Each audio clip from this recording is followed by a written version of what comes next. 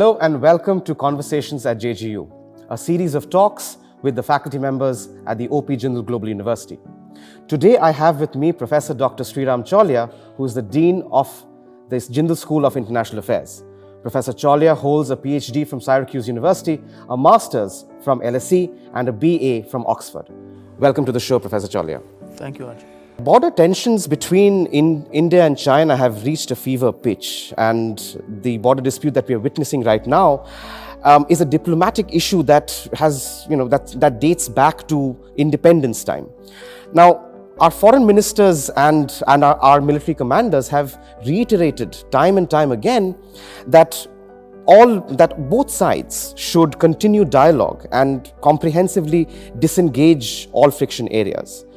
Then why is it that even after 6 months, the military confrontation that began in April and March has not been resolved? And more specifically, are you worried that what we've seen in Ladakh could also happen to Arunachal or in the central areas? Yeah, you're right that the impasse has not been resolved after several months. And I would ascribe this largely to China's new aggressive strategy to ascertain, and to impose its will on its neighbors with whom it has disputes. So this is part of a larger pattern, and even though dialogue channels are open and continuous meetings are happening, as you said, at different levels, the Chinese are quite adamant about their claims at the LSE, and likewise in the maritime domain with other countries with whom they are disputing, for example the Philippines or Vietnam or Japan, Taiwan. So there is this shift in the Chinese approach starting this year, especially after the coronavirus, because they perceive weakness on the part of a lot of the smaller neighbors, and they believe this is like a window of opportunity for them. And they also believe that right now United States is distracted and disengaged and isolationist and withdrawn and incapable of coming to into play in this region. So that's why they are being over assertive, and so I think for them, they believe that they can somehow gain tactical advantage and impose their will. While on the other hand, India is unwilling to accede to that. So you can see that there is a conflict of interest here. So while we are maintaining the dialogue channels open, it is a serious confrontation, and it's a stalemate in a sense, because if they have ingressed into some parts of Indian claim lines, we have also ingressed into Chinese side. So we are holding some commanding heights as well. So overall, we would like a civilized way to end this, but the Chinese approach has been far more jingoistic than we are used to. So in a way, we are adjusting to this and also putting up our own strategic resolve. So that's where matters stand. So it can lead to clashes again. We've had one set in June in Galwan that cost lives on both sides, although the Chinese did not admit their casualties. So you cannot say that the situation is stable, but the dialogue mechanisms in themselves may not resolve it, because ultimately the Chinese respect strength, and if they sense weakness, they pounce on you. That's become their forte, especially under Xi Jinping. So they're really testing our resolve and how much we are willing to stand our ground. So that's where matters stand right now. Right.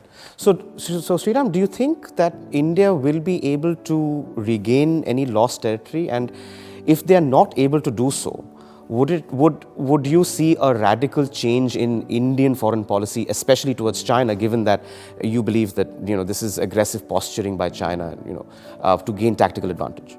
Yeah, look, I think, first of all, we have not lost territory. I mean, the Prime Minister clarified that. What has happened is there were some segments along the LAC in the eastern Ladakh sector where we used to occasionally patrol we did not have permanent presence there. But as per our maps, our version of maps, they fall on our side of LAC. So some of those points like the northern bank of Pangong Tso, Gogra, Hot Springs, these are places where the PLA has moved in April and May, and they have camped there, and they are not departing from there. But on the other hand, like I said, there are summits which the Chinese claim on theirs to fall on their side of the LAC as per their perception of the line, where actually we have occupied as a tit for tat measure. So, Sriram, would you say that the crux of this entire matter lies in the fact that the LAC has never been formally demarcated? Yeah, that's right. I mean, that's the longer term, like you said, this is a legacy of the 1940s and 50s.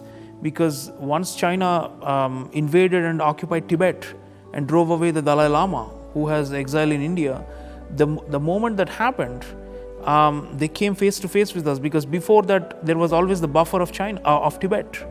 So now what we see on the border is actually India's border with the historical Tibet, which is under Chinese control. So they don't want a resolution to what they call the boundary question, which is the full demarcation, because they believe that they have the advantage. I mean, they believe they have the asymmetry of power, and they want India to accede to their maximalist claims. So there have been many rounds of what we call the special representative talks, national security advisors, and attempted, to delineate or demarcate the border once and for all, which is mutually agreed by both sides. That hasn't happened because the Chinese are unwilling to concede ground, and you mentioned Arunachal, that's the eastern sector. Right now it is not hot, but we are also on a trigger alert in some points, even on the eastern sector, because the Chinese say the so-called Arunachal Pradesh, so they insist that because Tibet is under Chinese control, Arunachal Pradesh is southern Tibet and should also be handed over to them. And there has been a historic, Chinese invasion into Arunachal at some point of time. 1962 war, yes, that's right. There was, and right now for them, they are on a might is right kind of a mission. And to prove that, this is the law of the jungle, whoever takes the first move has the advantage.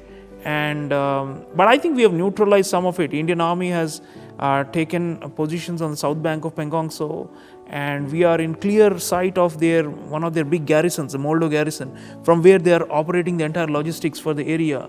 So our gunners have the heights now. So they are under pressure also, and they have been crying hoarse, by the way, to a lesser extent because it's a closed authoritarian country, saying that Indians have occupied our land.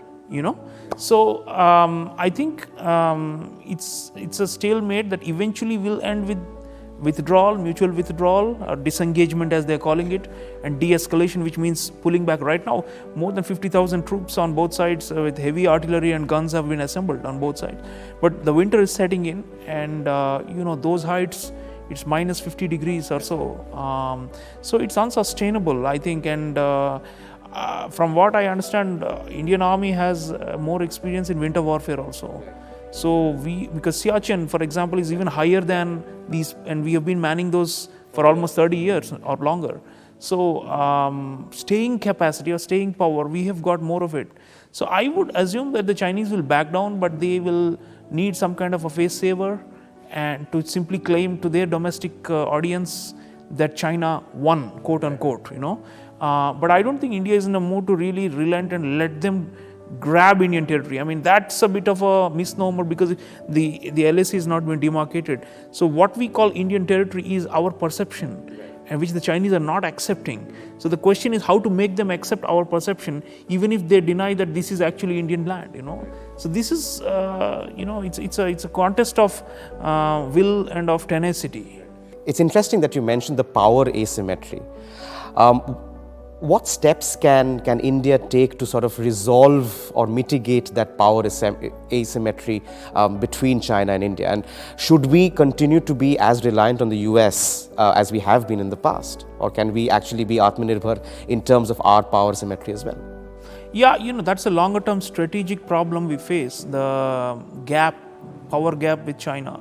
I mean, it's an economy that's 4 to 5 times larger than India's. And in overall military assets, again, it's probably 4 to 5 times larger.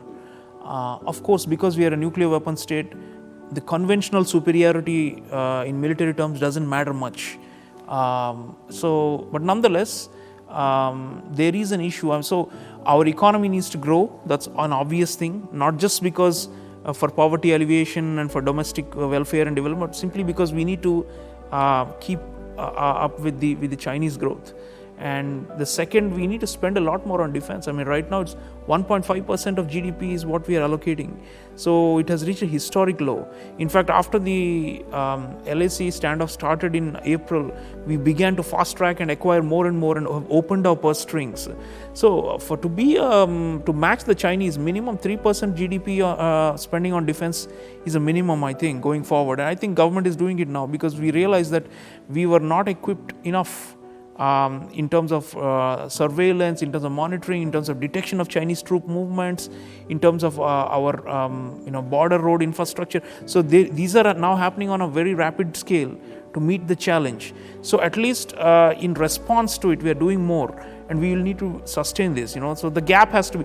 And as far as alliances or coalitions go, yes, we are looking for broad groupings. There is the Quad grouping, which involves the US, Japan, and Australia, and we are doing a lot more. There's a Quad Plus formation.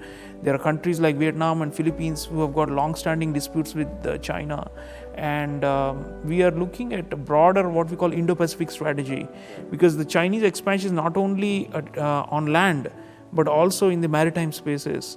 And that's where the PLA, the People's Liberation Army Navy, is investing huge amounts. And they want to encroach more and more into the Indian Ocean, because ultimately they believe they are vulnerable in the oceans because they rely on the Malacca Straits for their trade and all that. So sea lanes of communication is where really I think ultimately the contest will be. We need to be in step with the spirit of the times, which is actually going back towards more geopolitical contestation and more rivalry and more nationalism. It may sound like a atavistic thing, like something from the past, which we have left behind. But when the adversaries are not being civilized, we need to also beef up our muscle. Right. So in other words, fight fire with fire. Thank you so much, Sriram. Thank you for joining us. That was Dr. Sriram Chaulia, the Dean of the Jindal School of International Affairs. Keep following this space for more conversations at JGU.